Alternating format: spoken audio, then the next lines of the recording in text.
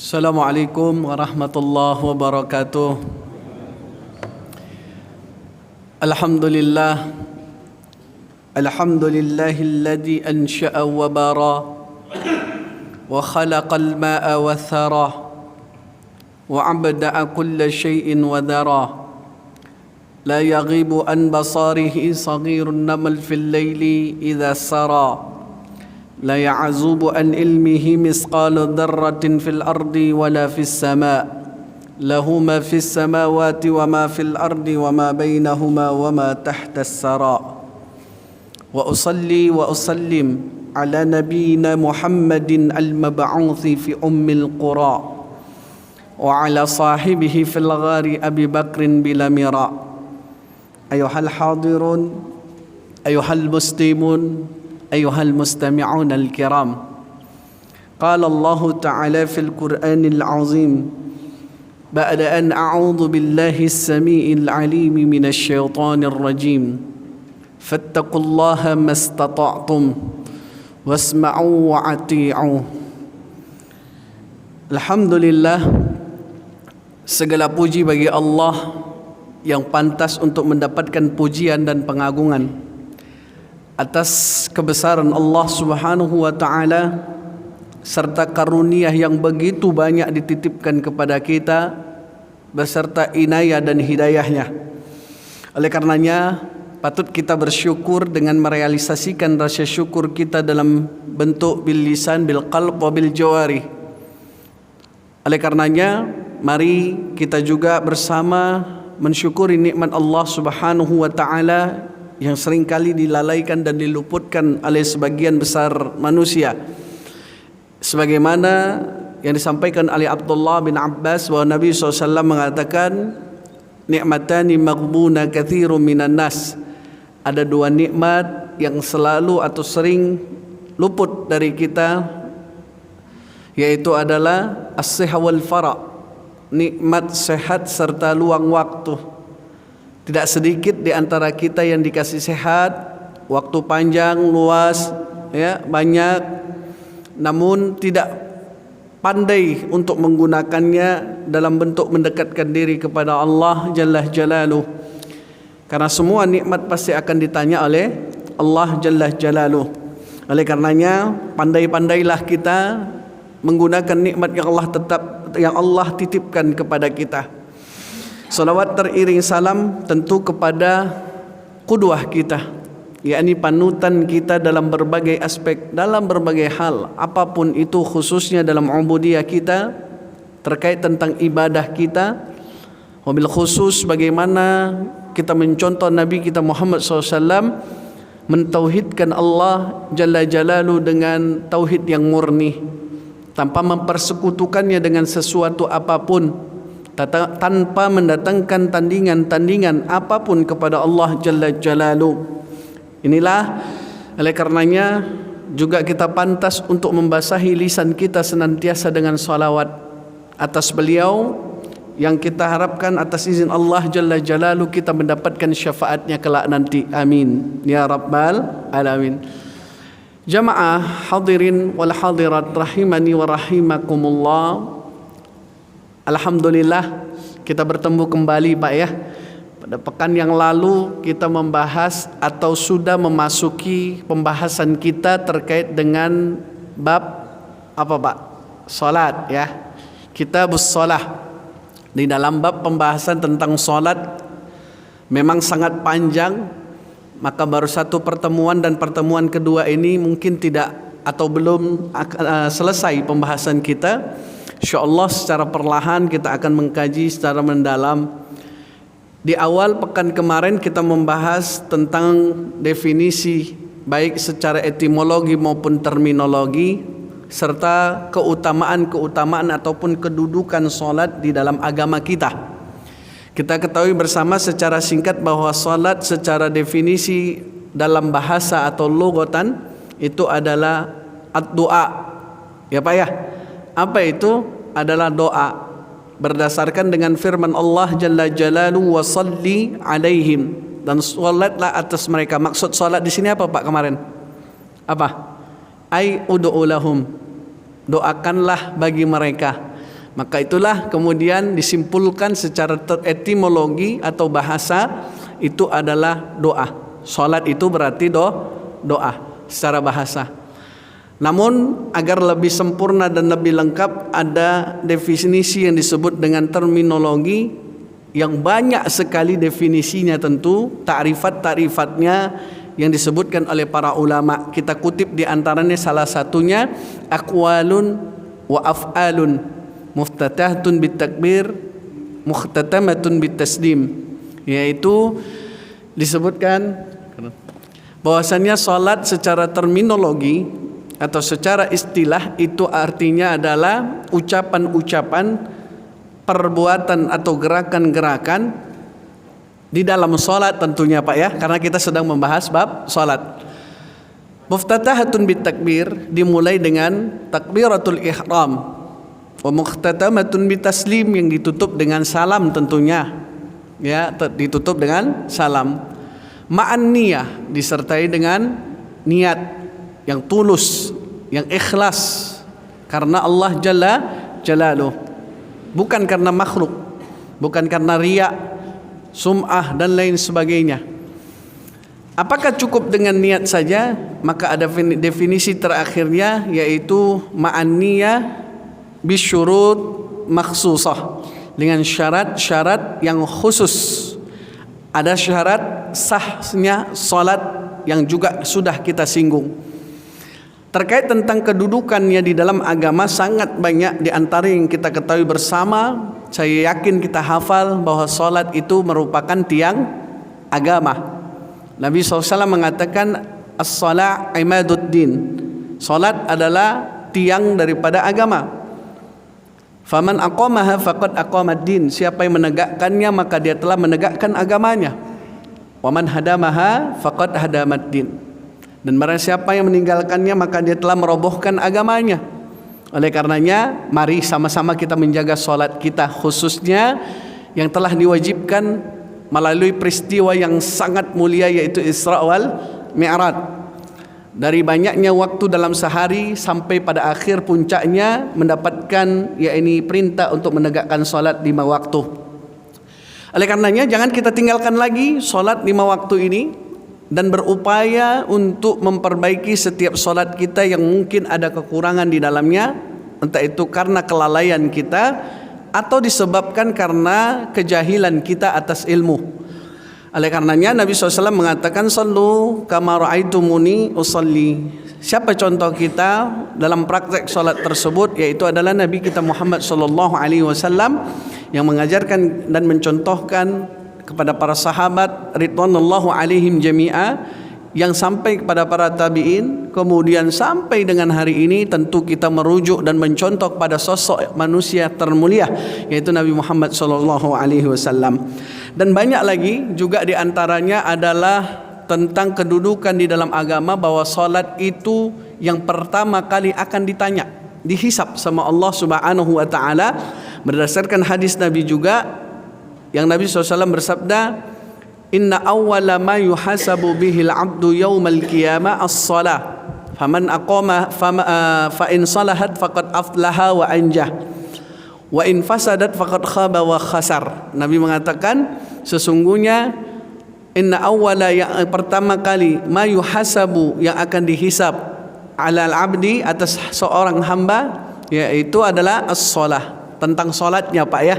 Jadi bukan ditanya puasanya dulu, walaupun nanti puasa akan ditanya ya, tapi yang pertama kali akan ditanya apa? Salatnya. Fa in salahat, kalau baik salatnya maka insyaallah selamat dan beruntung dia.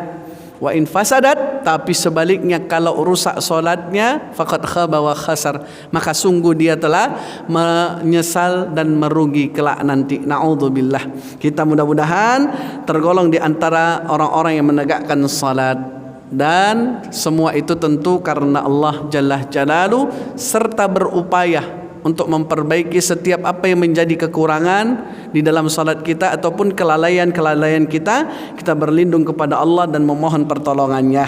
Baik, jemaah, hari ini insyaallah kita akan lanjutkan dari sekian banyak kedudukan agama. Kita tidak ulang semua karena berkaitan dengan waktu.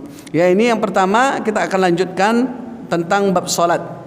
Apa saja Di antaranya hari ini kita akan membahas al-awqatul manhiyu anis salati fiha, yaitu waktu terlarang untuk melaksanakan salat. Jadi di antara yang diwajibkan oleh Allah Subhanahu wa taala kepada umat Islam atau umat dari umat Nabi Muhammad SAW itu kita ketahui dan disepakati 5 waktu dalam sehari, 17 rakaat dalam sehari. Ya, karena kita tahu total semuanya ada 17 rakaat. Itu berkaitan dengan yang wajib saja. Ada di situ juga waktu-waktu yang dilarang untuk menegakkan salat. Bukan hanya berdasarkan dengan keinginan yang kuat atau berlandaskan semangat, ya Pak ya. Tentu nggak bisa juga kalau modal semangat kemudian kita nggak tahu ilmunya. Mana waktu-waktu yang terlarang, maka di situ dilarang untuk menegakkan salat. Illa ma'asababin, kecuali adanya sebab. Maka di waktu yang terlarang tadi ada istisna di situ Pak. Apa itu? Pengecualian. Walaupun di sini ada larangan di waktu-waktu yang terlarang untuk menegakkan salat, tapi di situ pun diberikan pengecualian karena adanya sebab. Ya illa ma'a sababin. Baik, secara perlahan kita akan bahas satu persatu al-awqatul manhiyu anis salati fiha.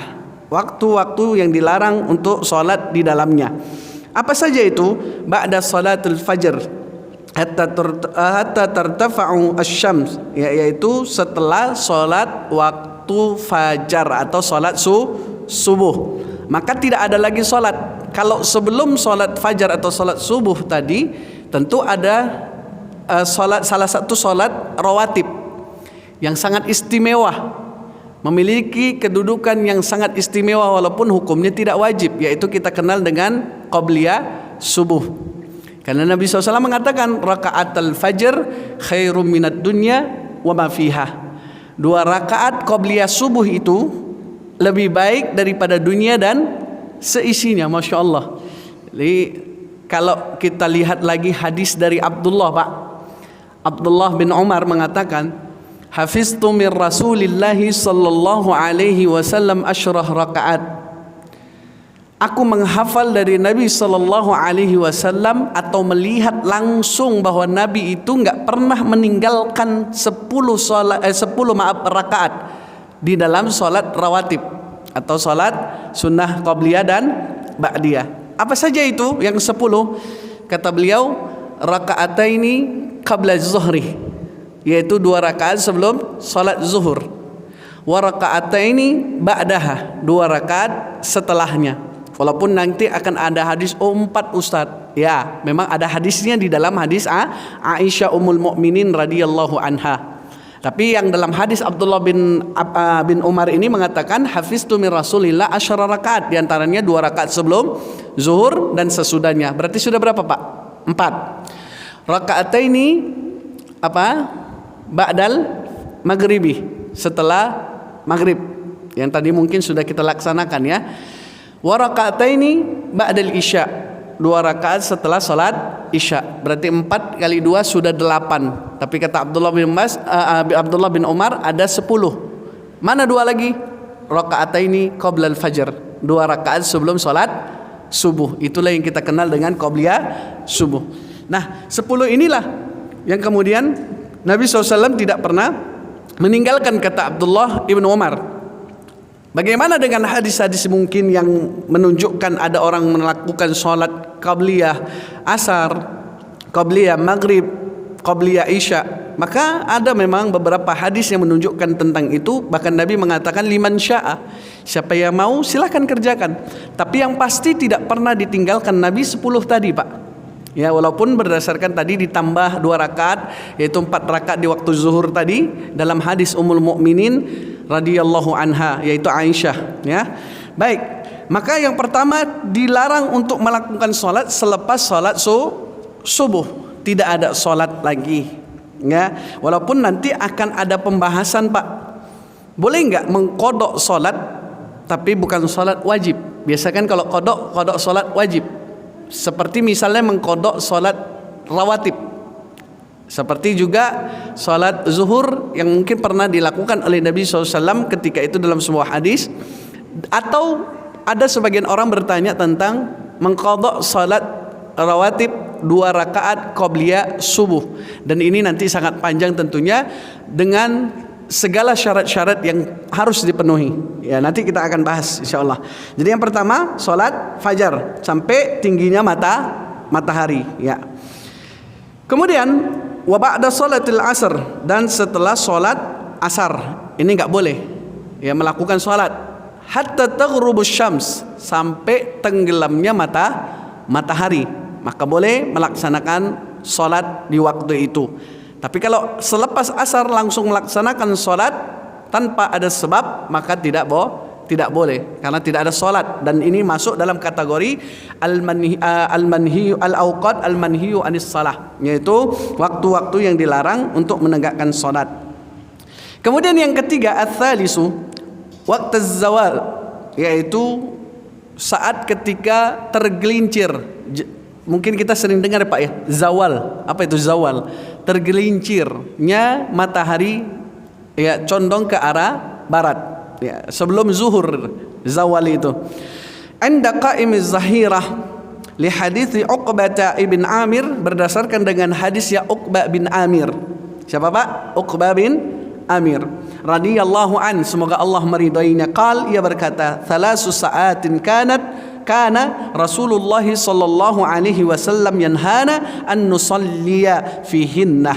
Jadi ada 3 waktu yang Rasulullah sallallahu alaihi wasallam, kata Uqbah bin Amir, melarang kami. Berarti yang dilarang di sini siapa? Para sahabat ketika itu. Melarang kami, yanhana an nusalliya fihinna, untuk melakukan salat pada 3 waktu tersebut. Ya, di antaranya apa? Yaitu adalah hatta tatlu'u syams bazighatan hatta tartafi'ah, yaitu sampai terbitnya matahari atau menyemburnya matahari agak sedikit tinggi. Maka inilah yang tadi disebut selepas salat subuh. Enggak boleh kalau langsung habis subuh, Pak. Tapi nanti setelah matahari meninggi, terbit ya, maka itu baru boleh melakukan salat. Wahina yakumu qa'imuz zahira hatta tamila syams. Az-zahira tadi apa Pak? Adalah zawal. Ya, tergelincirnya matahari ke arah meninggi ke arah barat sebelum zuhur itu biasanya ya. Maka di sini juga termasuk waktu yang dilarang dari 3 waktu tadi. Kemudian yang ketiga yakni tadayyafus syams lil ghurub, tenggelam atau hilangnya cahaya matahari, yaitu tenggelamnya dia di waktu maghrib. Ya, maka kalau sebelumnya berarti selepas asar ya. Ya, jadi sampai dia tenggelam dulu baru boleh melakukan sholat. Kalau tidak, maka ini tidak boleh melakukan sholat, masuk dalam kategori al-awqat al-manhiyu anis salati fiha. Jelas Pak ya? Jadi itu waktu yang dilarang berdasarkan dengan kata Uqbah bin Amir tadi, salah satu dari sahabat Nabi SAW yang mengatakan bahwa kana Rasulullah SAW yanhana an nusalliya fihinna. Ada 3 waktu yang Nabi melarang untuk kami sholat di dalamnya. Nah ini saya kira sangat jelas sekali Pak ya, bahwa berdasarkan pendapat pertama perkataan pertama tadi ya, juga dengan hadis Uqbah ini. Ada satu hadis Pak, yaitu dari seorang sahabat yang bernama Abi Sa'id. Ya, beliau mengatakan bahwa qala Rasulullah sallallahu alaihi wasallam la salata ba'da subhi, tidak ada salat. Kapan? Selepas salat subuh. Jadi tidak boleh salat lagi kalau sudah ditegakkan salat subuh atau salat fajarnya tadi. Hatta tartafi asy-syams, sampai meningginya matahari. Ya, wala salata ba'dal asr, dan juga tidak ada salat setelah pas salat asar, hatta taqrubus syams, sampai tenggelamnya matahari. Saya kira ini sangat jelas sekali Pak ya. Nah, nanti ada illa ma'as sababin tadi yang kita katakan, pengecualiannya kapan saja dia dibolehkan, sekalipun di waktu yang dilarang tadi. Misalnya dari hadis Abi Sa'id tadi, ya, juga dari Uqbah bin Amir tadi. Maka kapan dia menjadi boleh? Apa sebabnya? larangan-larangan tersebut memang ini menunjukkan beberapa hal yang sangat urgen bagi kita, khususnya di mana di situ kata para ulama adanya seperti selepas ba'da subuh dan ba'dal asar, itu dilarang di antara hikmahnya atau di antara perintah tadi. Maksudnya adalah di situ bahwasannya adanya tanduk syaitan yang kemudian maksudnya diibadahi oleh orang-orang kufar, ya, oleh orang-orang kufar. Maka di waktu itu dilarang untuk kita beribadah dalam waktu tersebut. Ma yustasna minan nahi, apa saja yang dipengecualikan atau dikecualikan maksudnya, yaitu dari yang dilarang tadi, waktu-waktu salat tadi, yakni inda zahira yaumal jumu'ah. Kalau tadi ada yang dilarang waktunya itu waktu zawal, Pak, yaitu tergelincirnya matahari ke arah barat, itu dilarang kan Pak tadi. Maka ada pengecualian waktu pada hari Jumat, waktu pada hari Jumat, karena kan kita lihat tuh banyak orang datang terlambat biasanya sebelum mimbar khatib naik dia salat, kan begitu Pak ya. Nah, ini pengecualian. Az-zahirah itu dibolehkan atau az-zawal itu diperbolehkan, pengecualian karena hari Jumat karena memiliki keistimewaan di dalamnya, maka orang-orang melakukan salat di waktu itu. Fa innahu yustahabbu lil mar'i at-tanafful, maka disunnahkan untuk dia melakukan salat salat sunnah ya. Nah, salat sunnah mutlak, secara mutlak qabla salatil jumu'ah, sebelum salat Jumat dilaksanakan. Hatta yakhrujul imam, kapan batasnya?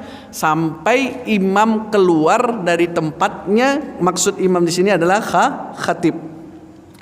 Kemudian fa idza kharaja imtana'a an salati tatawwu', kalau sudah keluar imam tadi atau khatib tadi, maka ada larangan untuk menegakkan salat sunnah. Qala sallallahu alaihi wasallam, Nabi bersabda, la yaghtasilu rajulun yaumal jumu'ati, tidaklah seorang yang pada hari Jumat mandi fayatatahharu, kemudian bersuci, mastata'ah, ya, dengan kemampuannya, min tuhrin wa yudahhinu, kemudian yudahhinu itu menyisir rambut, meminyaki rambut. Maksudnya apa Pak?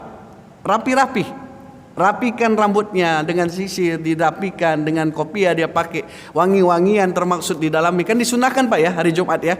Maka itu disunahkan dengan semampunya yang dia mampu untuk melakukannya.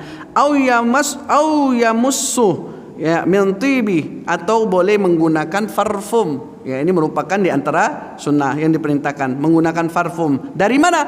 Min baitihi, dari rumahnya. Summa yakhruju fala yafarriqu baina itsnain. Summa yusalli ma kutiba lahu, kemudian salat apa yang diwajibkan kepada dia. Summa yunsitu, kemudian diam. Banyak kita dapati juga sebagian orang sudah mengerti tapi belum dipraktekkan. Kenapa? Ada yang masih berbicara, masih sibuk dengan HP-nya, gadgetnya, masih sibuk dengan bacaan-bacaannya saat khatib sudah naik di atas mimbar. Maka ini dilarang, jamaah sekalian yang dimuliakan Allah Subhanahu wa taala, merusak daripada salat Jumat yang dilakukan saat itu. Maka dengarkan, wa ansitu, dan diam, ya, la'allakum turhamun, agar kalian mendapatkan rahmat dari Allah Subhanahu wa taala. Maka hal ini tentu perlu kita perhatikan, karena kita dapati Pak, maaf, masih ada, bahkan bukan anak kecil. Kalau anak kecil mungkin belum mengerti, tapi ada sebagian orang dewasa yang di hari Jumat itu sudahlah, maaf, datangnya terlambat, paling akhir begitu datang ngobrol, ya, kalau tidak ngobrol tidur terlalu lelap, kan begitu Pak ya. Nah, ini sampai khatib selesai lagi. Maka ini perlu diperhatikan khususnya pada hari Jumat. Tapi kita tidak berbicara tentang hal-hal itu, akan tetapi di sini dibahas bahwa ada istisna, pengecualian terkait tentang di waktu yang dilarang tadi, az-zawal. Kecuali apa? Waktu Jumat itu boleh, ya, selama khatib belum naik mimbar, ya. Illa ghufira lahu ma bainahu wa bainal jumu'atil ukhra, maka kecuali akan diampuni bagi dia apa yang telah di antaranya dan di antara Jumat yang berikutnya. Jadi dari Jumat yang satu ke Jumat yang berikutnya mendapatkan ampunan. Masya Allah. Dari siapa? Ya, dari Allah. La yaghfiru illallah, karena tidak ada yang dapat mengampuni kecuali hanya Allah Subhanahu wa taala. Dia Al-Ghaffar, yang Maha Pengampun, At-Tawwab, Maha Penerima taubat, Ya, jadi tidak ada yang mampu memberikan ampunan kecuali Allah Jalla Jalaluhu. Sampai walaupun maaf, ada manusia yang dosanya sebanyak buih di lautan, maka jauh lebih besar dan lebih luas rahmat dan ampunan Allah daripada buih di atas lautan tersebut tadi. Ya, itu perlu kita ketahui bersama. Kenapa? Allah adalah sesuai dengan namanya Al-Ghaffar, yang Maha Pengampun. Maka mintalah ampun dari segala dosa atau kesalahan. Karena memang nggak ada yang luput di antara kita dari kesalahan, Pak. Betul nggak? Ada yang nggak berdosa ngacung? Pasti ada kesalahan, ya Pak ya. Mesti baik sengaja ataupun tidak disengaja dilakukan. Maka sebaik-baik anak cucu Adam yang melakukan kesalahan, maka dia cepat bertaubat. Bukankah Nabi bersabda, kullu bani Adam khata' wa khairu khata'ina at-tawwabun. Setiap anak cucu Adam pasti punya kesalahan, tapi sebaik-baik kesalahan itu dia cepat sadar dan bertaubat dari perbuatannya. Inilah sebaik-baik anak cucu Adam yang melakukan kesalahan. Dia menyadari minimal dengan apa? Istighfar, astaghfirullah, atau astaghfirullah wa atubu ilaih, atau astaghfirullahal azim wa atubu ilaih. Boleh, ya. Maka beristighfar. Kenapa? Karena istighfar bukan hanya sekedar untuk memohon ampunan dari seorang hamba kepada Sang Khalik, yakni Allah Jalla Jalaluhu, tapi juga dia menghantarkan, memudahkan segala yang sulit menjadi mudah. Ya, melapangkan yang sempit, dan bahkan mendatangkan rezeki dari jalan yang enggak pernah disangka-sangka. Apa buktinya, Pak? Nabi mengatakan, man lazimal istighfar ja'alallahu min kulli hammin faraja wa min kulli diqin makhraja wa razaqahu min haitsu la yahtasib. Di akhir hadis tersebut Nabi mengatakan, barang siapa yang terus menerus lisannya dengan istighfar, menyadari kesalahan, memohon ampun kepada Allah Subhanahu wa taala, maka diberikan rezeki. Dari mana? Jalan yang tidak pernah diduga-duga. Dan itu juga termasuk dalam kategori yang kita ketahui, orang-orang yang bertakwa kepada Allah dengan sebenar-benarnya ketakwaan. Dalam surah At-Talaq ayat 2 menjelang ayat ketiga itu disebutkan, wa may yattaqillaha yaj'al lahu makhraja wa yarzuqhu min haitsu la yahtasib wa may yatawakkal 'ala Allah fahuwa hasbuh. Ini ayat ini sangat populer sekali saya kira, Pak ya. Nah, baik jamaah sekalian yang dimuliakan Allah Subhanahu wa taala. Jadi ada pengecualian yang pertama, inda zahiratu yaumil jumu'ah, saat ketika meningginya matahari ke arah barat, yaitu pada hari Jumat. Ini pengecualian, walaupun tadi ada larangan. Jadi ada istisna dengan sebab-sebab tertentu. Wa bihadza qala Asy-Syafi'i rahimahullah, dan oleh karenanya Imam Syafi'i mengatakan, semoga Allah merahmatinya, mustadilan bihadzal hadis wa bihadits Abu Hurairah, berdasarkan dengan hadisnya Abu Hurairah. Siapa Abu Hurairah nama aslinya, Pak? Nama asli Abu Hurairah Abdurrahman bin Sakhar Ad-Dausi. Itu nama lengkapnya. Karena Abu Hurairah itu kunyahnya dari kata hirrah, kucing betina atau kucing perempuan bahasa kita, Pak ya. Karena cinta dia, senang dia dengan merawat kucing tersebut. Anna Rasulullah sallallahu alaihi wasallam naha anis salati nisfun nahar hatta tazulu syams. Bahwasanya Rasulullah SAW melarang salat di pertengahan hari, atau maksud pertengahan hari tadi apa? Zawal. Nah, ini ada larangan, tapi ada pengecualian, istisna, kecuali hari Jumat, yaitu hatta tazulus syams, sampai kemudian dia tergelincir, ya. Illa yaumal jumu'ah, kecuali hari Jumat, ya. Maka hal ini yang kita ketahui bersama, yang diriwayatkan oleh Imam Al-Baihaqi, ya, Al-Imam Al-Baihaqi, bisa dilihat dalam kitab Al-Um. Kitab Al-Um ini salah satu karya Imam Asy-Syafi'i rahimahullah, ya, Al-Um. Maka bisa dilihat dalam kitab tersebut. Kemudian apalagi misalnya walil ulama'i qaulan, ya, ada juga memang pendapat-pendapat yang lain terkait tentang salat pengecualian di waktu Jumat saja, ya. Maka kita ambil dari pendapat-pendapat tersebut adalah bahwa bolehnya. Kenapa? Adanya istisna, pengecualian di hari Jumat. Biasanya kan kalau orang masuk kemudian datang dia sholat, ya Pak ya, sholat 2 rakaat mutlak, ataupun sholat dia sholat tahiyat masjid atau apa, ya, pokoknya sebelum imam naik ke atas mimbarnya. Kemudian salatu rakaat tawaf bil baiti al haram, bi baitil haram. Pengecualian yang diberikan bolehnya solat pada waktu-waktu yang sudah tadi dilarang. Apa itu? Adalah solat 2 rakaat tawaf. Biasanya kalau orang yang umrah, ya dia ada tawaf, ya dia lakukan tawaf. Ya, dari dia ke mikot dulu ya tentu ya, berihram, kemudian dia menuju Mekah, ya masuk kota Mekah, dia melakukan tawaf, sa'i dan tahallul. Tapi sebelum dia ke sa'i, selepas dia mengerjakan tawaf, itu dia mesti salat 2 rakaat. Berdasarkan dengan firman Allah Subhanahu wa taala, wattakhidhu min maqami Ibrahima musallah. 2 rakaat dia salat di belakang makam Ibrahim. Maka solat dia 2 rakaat.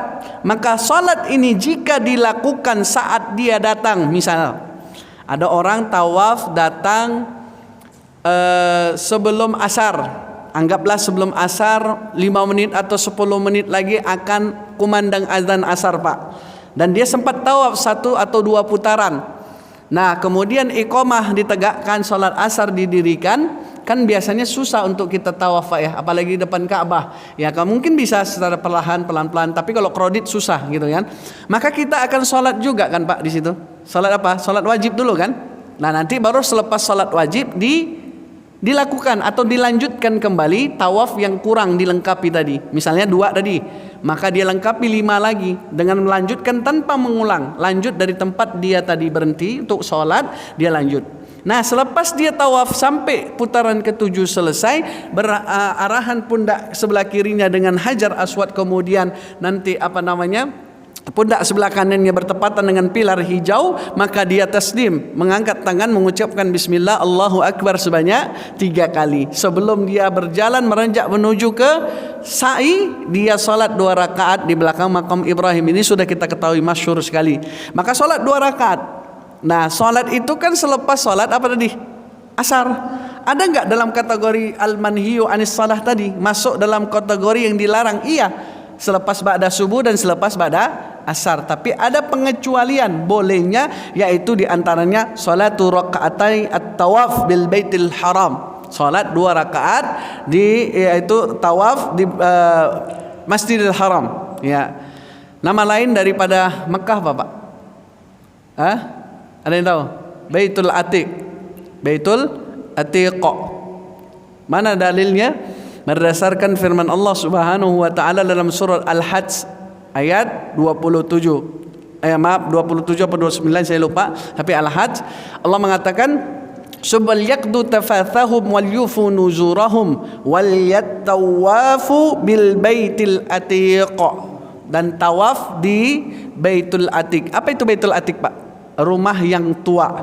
Ya, karena rumah pertama, tempat ibadah yang pertama adalah di Makkah Al-Mukarramah atau Ka'bah itu sendiri. Maka disebut dengan Baitul Atiq dalam surat Al-Hajj tadi. Ya Pak ya.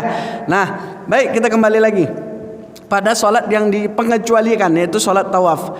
Fala mani'u min iqa'i rakaati at-tawaf fi awqatin nahyi al-mutaqaddimatu lima ya'ti, yaitu tidak dilarang ya, atau tidak ada larangan untuk mengerjakan sholat 2 rakaat tawaf pada waktu-waktu yang terlarang tadi ya. Jadi tidak ada larangan berdasarkan hadis, yaitu dari Jubair bin Mut'im,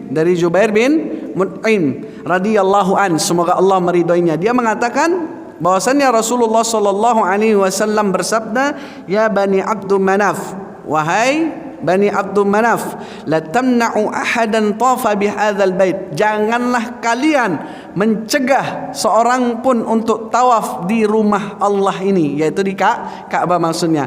Wa shalla fi ayyi sa'atin sya'ah, dan salat di waktu apapun, berarti apapun ya, tanpa pengecualian. Salat di waktu apapun, fi ayyi sa'atin sya'a minal lail awin nahar, baik itu di waktu malam ataupun di waktu siang. Jadi janganlah kalian larang, kata Nabi, wahai Bani Abdul Manaf, jangan kalian melarang seorang pun untuk salat di rumah Allah ini di waktu apapun itu, baik di malam hari maupun di siang hari. Jadi Nabi mengatakan hal demikian dengan tegas yang diriwayatkan oleh Al-Imam At-Tirmizi. Diriwayatkan oleh Al-Imam At-Tirmizi, juga didapati di dalam hadis An-Nasai atau dalam Kutubus Sittah ya. Salah satunya ini dua di antaranya At-Tirmizi dan An-Nasai. Karena ada Bukhari, Muslim ya Pak ya, kita kenal hadis Bukhari, Muslim, terus Abu Daud, Ibnu Majah, kemudian An-Nasai, Ibnu Majah, apa lagi Pak? Maaf, Bukhari, Muslim, Abu Daud, Tirmizi, An-Nasai, Ibnu Majah. Ada 6. Itulah yang disebut dengan Kutubus Sittah. Ya, baik jamaah sekalian yang dimuliakan Allah Subhanahu wa taala. La tamna'u ahadan tafah. Jangan kalian melarang seorang pun untuk tawaf, kata Nabi SAW, bihadzal bait, di rumah ini atau rumah Allah maksudnya, wa shalla fi ayyi sa'atin, dan salat di waktu manapun yang mereka kehendaki, minal nahari minal laili awin nahari, yaitu baik di waktu malam ataupun di waktu siang hari. Jadi kalau kita lihat ya Pak ya, bagaimana perputaran itu tawaf terus tiap waktu. Nggak pernah berhenti itu Pak. Oh Ustaz, haji kan ditutup umroh, tetap orang tawaf, ya kan? Tetap. Oh selepas haji kan tutup juga Ustaz, ada beres-beres, tetap ada yang tawaf, orang mukim atau orang-orang yang tinggal di sana atau yang pulangnya belakangan karena datangnya belakangan, kan begitu. Ada kloter pertama, kloter kedua, dan itu nggak pernah berhenti Pak, terus berputar. Ya, atas izin Allah Jalla Jalaluhu. Dan inilah salah satu di antara yang dinantikan oleh kita semua tentunya Pak. Mudah-mudahan Allah mudahkan kita bisa melakukan tawaf di depan rumah Allah, yaitu Baitul Atiq atau di bait ya, di Masjidil Haram, bisa salat di dalamnya yang mendapatkan keutamaan yaitu 100.000 kali lipat salatnya. Ya, salatu fi masjid hadza khairum min alfi salah. Kata Nabi, salat di tempatku ini, masjidku ini, yaitu Masjid Nabawi, 1000 kali lipat. Fi masiwahuma, kecuali dari Masjid Nabawi yaitu Masjidil Haram. Berapa? 100.000 kali lipat yang kita ketahui pahala satu kali salat. Kata para ulama, termasuk salat sunnah. Jadi enggak ada perbedaan baik salat wajib maupun salat sudah, maka dia mendapatkan keutamaan 100.000 kali lipat. Masya Allah Pak, besar ya. Kemudian annahu fa'anahu Ibnu Abbas wal Hasan wal Husain wa ba'dus salaf.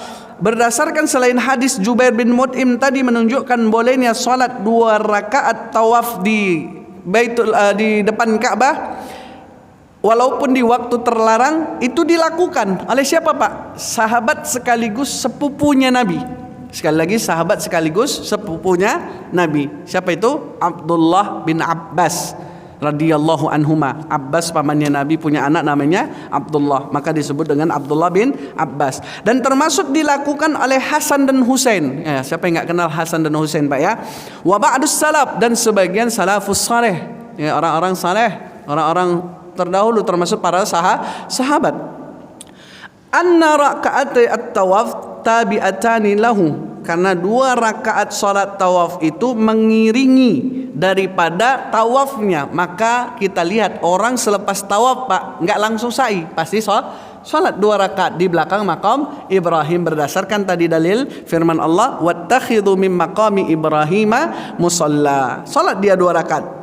Selepas itu sebelum sa'i ada sunnah, bukan wajib ya, sunnah minum zam-zam sebagaimana yang dilakukan Nabi SAW, diminum sedikit atau sebagian diguyurkan ke kepala, boleh silahkan ya. Kemudian baru dia melakukan sa'i dari Safa dan sampai Marwah sebanyak 7 putaran. Safa Marwah 1, Marwah Safa 2, sampai nanti ujung selesainya kita ketahui di Marwah. Kalau selesainya di Safa berarti ada yang keliru, antara lebih atau kurang itu ya. Jadi selesainya pasti di mana? Pasti selesainya di Marwah. Ya, seperti itu. Jadi 7 kali putaran dengan segala syariat-syariat yang ditentukan, tata caranya. Karena kita tidak sedang membahas kitabul hajj, nanti insyaallah akan ada babnya, kita akan mendetail membahas tentang bab haji dan umrah. Baik, kemudian Pak, disebutkan juga yang ketiga dengan pengecualian qada'ul fawaid fi awqatun nahi, mengqada salat wajib ya Pak ya, salat wajib yang ditinggalkan Mungkin karena ketiduran, ya biasanya apa? Umumnya subuh ya. Selepas subuh kan nggak ada sholat kan gitu. Karena dia mungkin ketiduran atau kesiangan, maka dia mengodok sholatnya ketika dia sadar. Kata Nabi SAW mengatakan, "Man-naim an sholatin." Siapa yang tidur dari sholatnya, falyuzakkiruha, kalau dia ingat, an yusalliha, hendaknya dia sholat. Kata Nabi. Jadi saat dia bangun dia sadar memang nggak ada yang bangunin, nggak dengar azan, ya dia tertidur lelap sama sekali. Sadar pas bangun sudah terik, ya sudah terbit, ya panas bahkan itu. Nah maka dia qadha. Ini di waktu terlarang tadi selepas subuh misalnya, maka boleh dia sholat. Termasuk apa? Misalnya asar tadi ya, asar nggak boleh kan Pak ya? Maka dia boleh mengqadha. Karena apa? Dia masuk dalam pengecualian dari al-awqatu al-manhiyu anis shalah. Qada'ul fawaid, jadi mengqadha yang telah lalu. Walaupun nanti ada perselisihan ya Pak ya. Apakah orang yang telah puluhan tahun meninggalkan sholat dengan sengaja, ya. Kemarin kita bahas Pak, hukum meninggalkan sholat berapa? Cuman 2 di kalangan para ulama kita, para fuqaha kita. Pertama, meninggalkan sholat dengan sengaja tanpa mengingkari kewajibannya, maka dia dosa besar. Tapi yang kedua ini yang bahaya nih. Apa itu? Meninggalkannya dengan sengaja plus mengingkari kewajibannya. Sholat enggak wajib, maka dia khuruz anil millah, keluar dari keislaman sebelum dia bertaubat kepada Allah.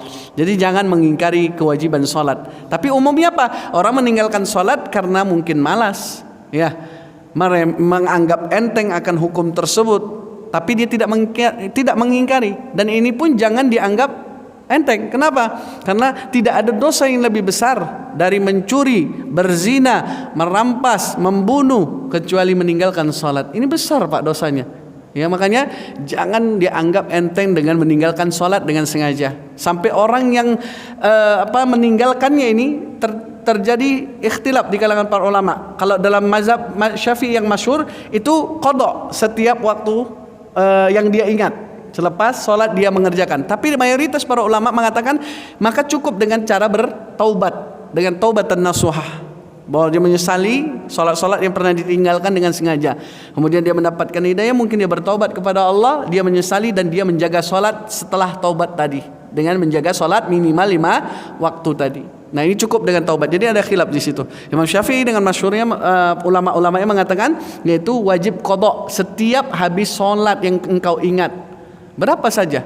Ini kalau ada orang sholatnya banyak ditinggalkan, ya maka dia qadha setiap saat. Tetapi mayoritas mengatakan apa? Tidak perlu, kecuali dia bertaubat saja kepada Allah Subhanahu wa taala, tapi taubatnya yang benar, kan begitu. Karena dia meninggalkan kewajiban dan itu merupakan dosa besar. Bahkan tidak ada dosa besar dari berbunuh, berzina, mencuri kecuali dengan apa tadi? Meninggalkan salat dengan sengaja. Na'udzubillah. Baik. Wa qad ikhtalafa ahlul ilm fi hukmi qada'il fa'idah. Ya, tadi yang saya katakan Pak, bahwa para ulama berselisih ya tentang apa? Mengqadha salat yang telah lalu fi awqatin nahi, di dalam waktu-waktu yang terlarang ya. La yajuzu fi awqatin nahi. Ada yang mengatakan enggak boleh kalau sekalipun dia mengqadha salat yang wajib. Tapi permasalahannya kenapa nggak boleh di waktu terlarang? Ada yang memang bilang nggak boleh, tapi ada yang mengatakan boleh. Ya, maka kita akan lihat di sini. Yang mengatakan tidak boleh di waktu terlarang sekalipun dia mengqadha salat tadi, dia itu adalah dari mazhab Abu Hanifah dan ashabur ra'i. Ya, maka mereka mengatakan tidak boleh sekalipun pada waktu yang dilarang. Sekalipun itu juga menegakkan salat atau mengqadha salat wajib. Anna Nabi sallallahu alaihi wasallam lamma nama an salati subhi hatta tala'at asy-syams akharaha hatta abyadat asy-syams. Apa dalil mereka, Pak? Hujjah-hujjah mereka, dalil-dalil mereka dari pendapat Abu Hanifah dan ashabur ra'i tentang bahwa tidak boleh mengqadha salat walaupun salat wajib di waktu terlarang. Contohnya hadis ini kata beliau hujjahnya, yaitu Nabi SAW ya ketika tertidur kemudian di waktu subuh sampai terbitnya matahari, maka Nabi mengakhirkan sampai kapan? Baru diqadha ya sampai kemudian agak terang. Kalau ada mega itu mega apa, kalau pagi apa Pak? Kuning apa merah? Kalau merah malam ya, maghrib ya. Ya putih, ya kuning ya, lebih terang gitu. Nah seperti itu. Maka baru Nabi mengakhirkan, kata beliau berdasarkan dengan hadis tersebut. Hatta tala'at syams akharaha, kemudian diakhirkan. Jadi nggak pas selepas sholat subuh langsung nggak. Ya, tapi diakhirkan seperti itu. Jadi ini dasar mereka. Annaha shalah falam tajuzu fi hadhil awqat. Ya, maka yang pendapat kedua mengatakan dari hujjah kedua mengatakan bahwasannya ini adalah salat dan tidak dibolehkan atau tidak diperbolehkan pada waktu tersebut. Untuk mengerjakan juga termasuk diantaranya salat nawafil, salat sunnah. Ya, ada tadi saya singgung Pak di awal, salat sunnah yang boleh diqadha walaupun mungkin jarang didengar ya, tapi ini terjadi pembahasan di kalangan para fuqaha. Misalnya salat 2 rakaat qabliyah subuh tadi, kalau suatu saat ada orang yang sudah terbiasa melakukannya terus menerus nggak pernah putus, sudah continue ya, sesekali mungkin dia kelewat, maka boleh diqadha walaupun di waktu selepas salat yang dilarang tadi dia qadha, walaupun hukumnya sunnah tadi kan. Tapi kalau kita bahas yang wajib tadi, itu sangat jelas kata Abu Hanifah tidak boleh kecuali berdasarkan Nabi SAW diakhirkan pada waktunya ya, seperti itu. Juga diantaranya maruwiya an Abi Bakrah, yang diriwayatkan dari Abu Bakrah radhiyallahu annahu nama fi daliyah, ketika itu dia tertidur, fastaiqadha inda ghurubi syams, kemudian terbangun di waktu terbenam matahari. Ghurub asyam berarti terbenam matahari. Fantadhiru atta ghabatis syams, sampai betul-betul matahari itu sempurna tenggelamnya. Jadi kalau sudah baru kelihatan seperti mau tenggelam, belum sempurna tenggelamnya, maka itu diperintahkan sampai setelah betul-betul tenggelam matahari itu baru dia summa sholaha, kemudian dia melakukan salat. Ya, ini sangat jelas dengan sanad yang sahih Pak. Ya, dengan sanad yang sahih.